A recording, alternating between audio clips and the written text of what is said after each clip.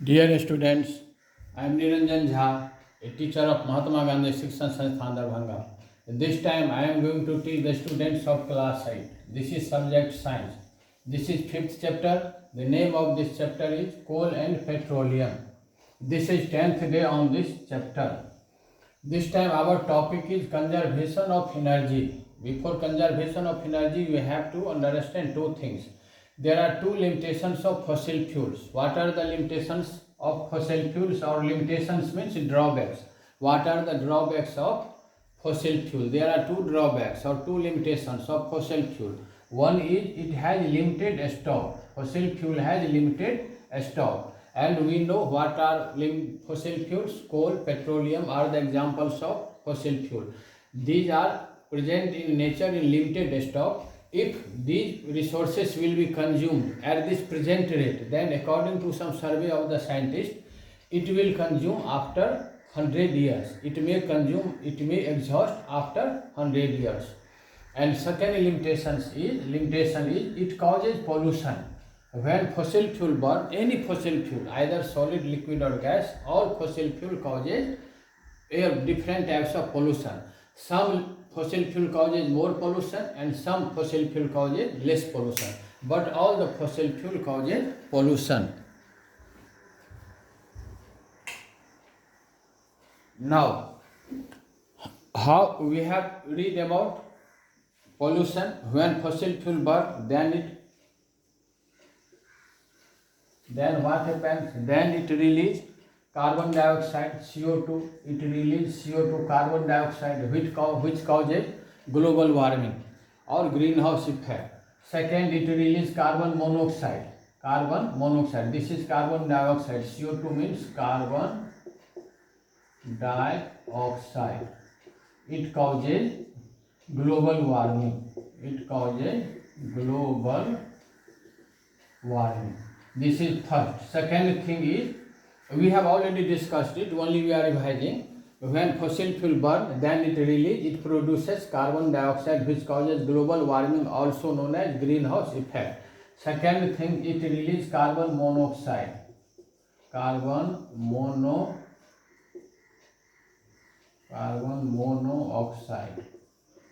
And it is a poisonous gas. It may cause death or suffocation. Third thing, it releases sulfur dioxide, which causes acid rain. These are the limitations. And fourth pollution, it causes smoke also, smoke or dust particle. Fourth is smoke. When any fossil fuel burn, it releases smoke. When smoke is inhaled by the person, then it causes respiratory problem, just like asthma, irritating, sneezing, etc. These are the second limitations. I think it is clear. Fossil fuel has two limitations. First, it has limited stock. If it will be consumed at the present rate, then it may exhaust. Fossil fuel may exhaust after 100 years of time. And second limitation is, when any fossil fuel burn, then it causes air pollution. Especially when solid fossil fuel burn, then it releases carbon dioxide, CO2, which causes global warming or greenhouse effect. Second thing, it releases carbon monoxide, which causes irritation, which is poisonous, and it may cause suffocation or death also. Second thing, it releases sulfur dioxide. It releases sulfur, which forms sulfur dioxide, then acid, and then it causes acid rain. And fourth thing is smoke. These are the limitations. Due to these limitations, what should be done? Conservation of energy is necessary. Energy must be conserved. What is conservation of energy? Wise and economic use of energy resources is called conservation of energy. This is a simple definition, you must memorize it. Wise and economic use of energy resources is called conservation of energy. Clear? Conservation of energy must be done. Now, how we can conserve energy? Question is, what are the different ways to conserve energy? What we can do? what we can do to conserve energy. First thing is switch off the electrical appliances when not in use. What we see in practice, what happens when we are at the home, when we are using electrical fan, then it is okay. Even when we are not in the room, fans are running, bulbs are glowing. That is misuse of energy. At our school, at our home, or anywhere, wherever we are present, we take care for it that we should avoid the misuse of electrical energy. Whenever electrical appliances are not in use, that must be switched off. This is most important way. This is most important and most easiest way to conserve energy. Switch off the electrical appliances when not in use. Second thing is non-conventional sources of energy should be used. Here non-conventional sources of energy are, what are the non-conventional sources of energy? Wind energy, tidal energy,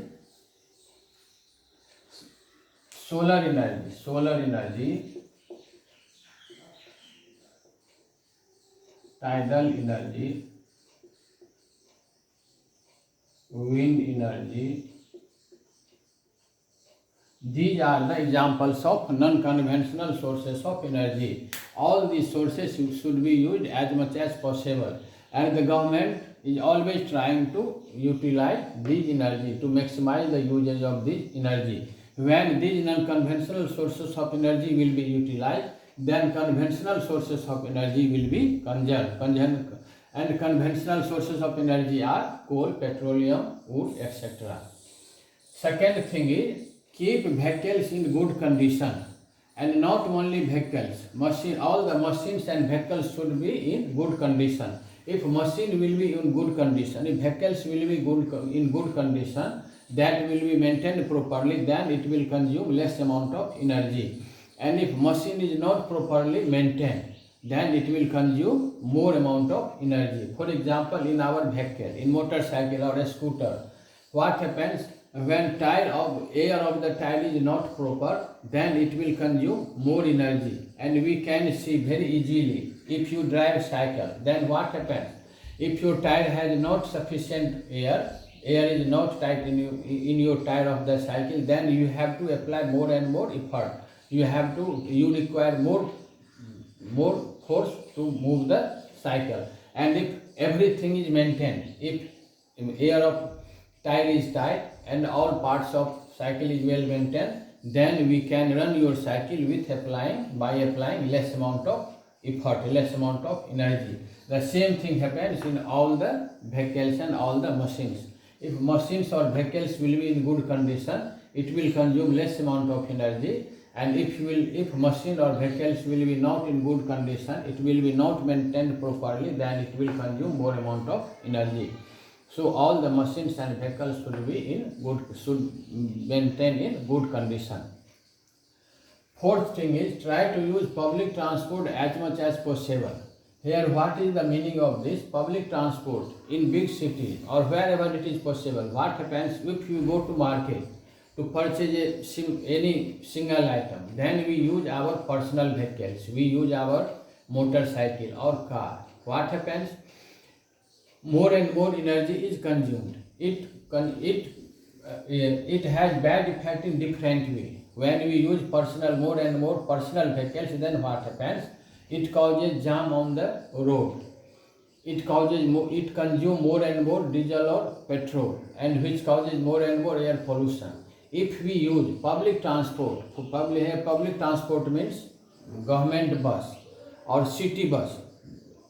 Approximately in all the big cities, city buses are available. If we shall use city bus, then what will happen? It will reduce air pollution. It will reduce load on the road, and it will reduce the consumption of energy. If 5 people will move on the bus, then bus will consume the same amount of energy. And if more than 5, 10, 15 people will suffer on the bus, then also approximately same amount of energy and will consume, and same amount of pollution will be done. So we should avoid the maximum utilization of self-transport. We should try to use more and more public transport if that is possible and available. It is also very important and easiest way to conserve energy, and not only to conserve energy but also to reduce air pollution. These are the simple ways by which we can conserve energy and we can reduce air pollution also. Now third thing is energy crisis. These days this is a burning question. Why energy crisis and how it can be solved? Energy crisis, actually what energy crisis means, day by day the stock of different types of conventional energy is going to be down, going to be exhausted. How we can maintain it? How we can ensure that these energy resources, conventional energy resources, will be available in the future generation also. The population is increasing. When population will increase, this is very common thing. More and more electrical appliances will be used, more and more vehicles will be used, and more industries will come in running. And all these reasons, all these factors causes energy crisis. Population is increasing, usage of energy is also increasing. Industries have increased, which create energy crisis. Now how we can solve it? We cannot stop population increasing, we cannot stop growth, we cannot stop our development. It is necessary, development is necessary, industry is also necessary, vehicles are also necessary, all works are necessary. We cannot avoid, and we should not try even to stop, to avoid any such works. Then what can be done? Two things. We have to conserve energy by using these methods, and second thing, we should enhance the usage of unconventional sources of energy.